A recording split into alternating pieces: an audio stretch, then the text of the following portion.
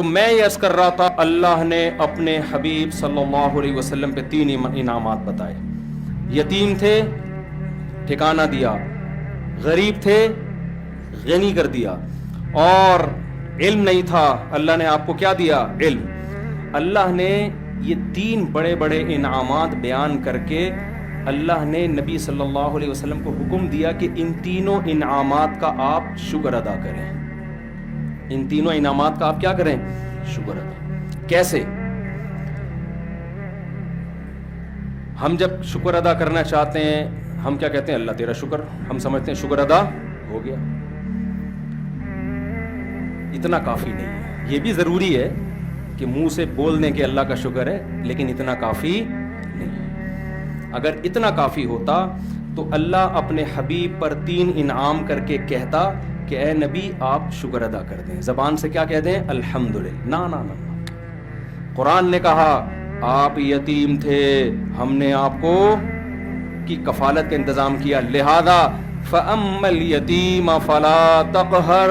اب کسی یتیم کو آپ کو دھکے دینے کی اجازت نہیں ہے, آپ کو یتیموں کی کفالت کرنی پڑے گی. سمجھ میں آ رہی ہے کہ نہیں آ رہی ہے؟ نعمت کا شکر یہ ہے کہ جو اللہ نے آپ پر انعام کیا وہی انعام آپ آگے پارسل کر دو. سمجھ رہے ہو؟ اس کی قدر کرو کہ میں یتیم تھا, اللہ انتظام نہ کرتا تو میرا کیا حال ہوتا. لہذا معاشرے میں اگر میرے رشتہ داروں میں کوئی یتیم ہوتا ہے تو میں نے بھی اس کے ساتھ احسان کرنا ہے. دوسرا, اللہ نے آپ کو شریعت سے بے خبر پایا, باخبر کر دیا, اس کا حکم دیا اما بنعمت ربک فحدث. رب نے جو آپ پر نعمتیں کی ہیں, علم کی نعمت خاص طور پر, اس کو آگے آپ نے بیان کرنا ہے. جو علم اللہ نے آپ کو دیا ہے اسے لوگوں میں تقسیم کرنا ہے.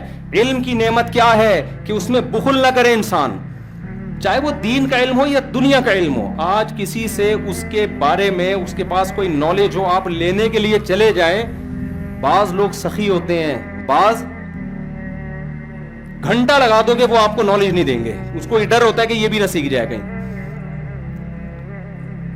تیسرا انعام اللہ نے کیا کیا؟ آپ مسکین تھے, غریب تھے, اللہ نے غنی کر دیا. لہذا وَأَمَّا السَّائِلَ فَلَا تَنْهَرْ. کوئی مانگنے کے لیے آئے تو اس کو دھتکارنا نہیں ہے. اس سے ہمیں کیا پتہ چلتا ہے بھائی, اس آیت سے کہ اللہ ہم سے یہ چاہتے ہیں کہ جس نوعیت کا اللہ نے ہم پر احسان کیا ہم اسی نوعیت کا احسان مخلوق پہ کرنا شروع کر دیں.